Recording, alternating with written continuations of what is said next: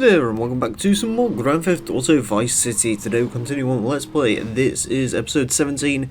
In today's episode, we are focusing on buying up all the safe houses and buyable businesses that we can get our hands on to continue on with the next portion of the game. Of course, you saw this for the East Island when I bought all the safe houses. However, this time round, we're having to buy all of the safe houses for the West Island, and there's two of them, and only two of them. And also buy all the businesses which sort of go on to the next portion of the game where it's all about empire building and all the rest of it.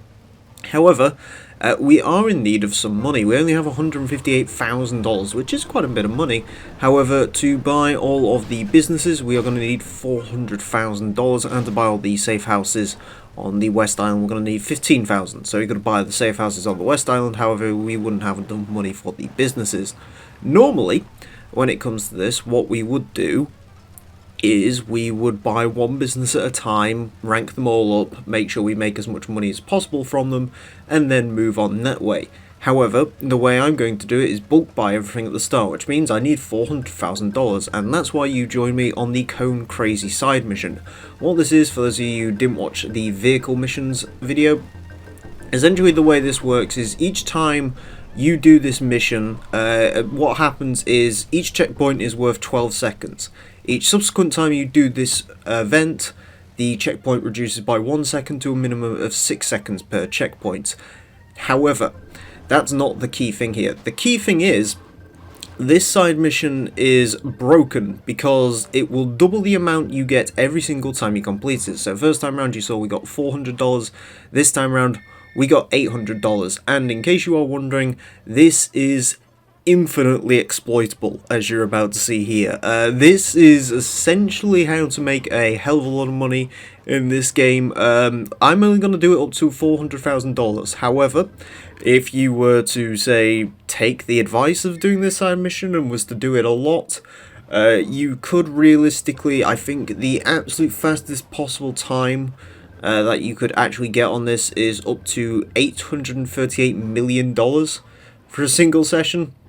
Now that might seem a bit strange considering we only got $400 at the start, but do remember, it's doubling up. So sort of as you'll see as we go through each attempt here, I figured I'd show it each, just so you didn't look like I was exploiting money or anything like that. Of course, last time around $3,200, this time around $6,400. And it continues on like that, and again, when you eventually get up to the point where you're getting like 100,000 each time you beat the time limit, you're moving up to 200,000. So if you just watch the video in the background, you sort of get a rough idea of how this works. Essentially, on that last checkpoint, you just sit around and wait for the time to decrease. When it is in its first motion, when basically the checkpoints are decreasing by a second each time, you wait until it simply clicks down to 1 second to go. And then after that, you make sure you're a second quicker. So just keep an eye on your time, get a rough idea of how fast the Stallion accelerates, just so you can make it easier on yourself. And that's essentially how to do it. It's pretty straightforward and simple. You'll see on this final attempt, $204,000, and now we have enough money to go ahead and buy all the safe houses that we need to do, or safe houses in business. We will start with the safe houses, and the first of which is the Hyman Condo, which costs $14,000, and is probably the best value for money property you can get in the entire game, of course, if you don't count all the property you get for free. This one is in the downtown area of the game, and it's right next to the Hyman Memorial Stadium, hence why it's called the Hyman Condo. This condo has several intricacies to it. Essentially what you get, as you'll see as we come outside of the building, is you get 4 garages, which can store 2 vehicles each, so you have a maximum of 8 vehicles to store, which is lovely.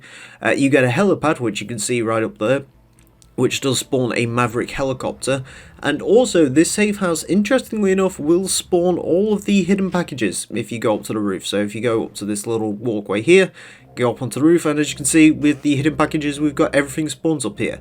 Everything that can spawn in the hotel and everything that spawns at Vassetti Estate spawns at this safe house, which is interesting to say the least, and makes it a very excellent building to buy.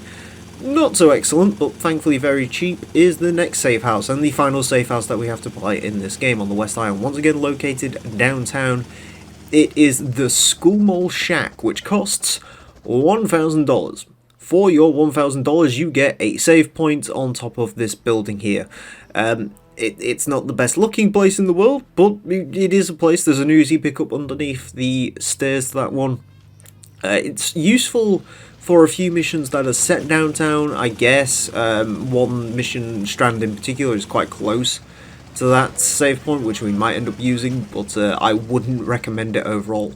Finally, moving on to the businesses, the first one we're going to buy is the Kaufman Cabs taxi firm for $40,000.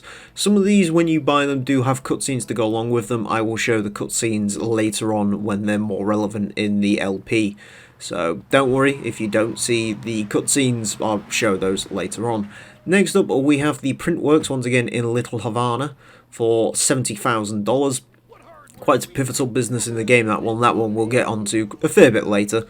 Again, some of these give you missions, some of these give you asset missions to complete. So some of them are sort of side missions, more of them are main story missions. For example, this one here, the ice cream factory, which you can buy for $20,000. The goal of this one is you go around in an ice cream van and deliver ice creams to people.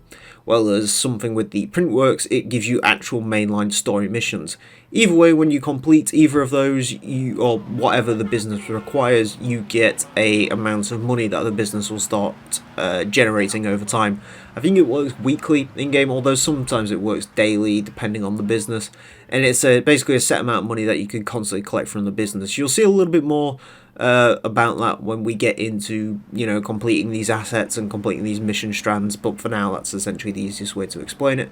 The car showroom for $50,000, my personal favourites of all of the businesses, and interestingly enough, out of any business in the game, this is the one that actually has two assets, I guess, attached to it. One's not so much an asset as it is a side mission, but either way it opens up two side missions, so that's actually quite a decent source of income. The cheapest business of all of them is $10,000 for the boatyard, which is home to one of the more irritating asset missions. Again, you'll see that in a couple of days' time. I'm going to pre-record most of the side missions and I'll do the main missions live, if that makes sense. So essentially the way I've been doing the side missions previously, you'll see how that all transpires in the upcoming days and how I'm going to end up splitting that down the middle. Next up, right next to one of our safe houses here in Ocean Beach, is the Pole Position Strip Club for $30,000. Probably the worst asset, in my opinion, in the game. This one also has a terrible way of generating the asset on that one. Really not a fan of doing that one. The most expensive business in the game is the Malibu Club, which it's interesting you can actually buy this, considering it's quite a pivotal place in the game in terms of meeting characters and so on. $120,000 for the Malibu Club. That is one that you're really going to have to save your pennies for. That and the Printworks are the two most expensive. And finally, the third most expensive, and again another kind of pivotal one as far as the game's concerned, is the film studio, which is $60,000, and that rounds us up. $415,000 spent, and over the next few episodes we'll start making that money back on these businesses. So anyways, thank you all very much for watching this edition of the Grand Theft Auto Vice City Let's Play. Join me next time when I'm going to be taking a look at the call that we got earlier in the game from Umberto Robina. So join us for that. Until then, a farewell.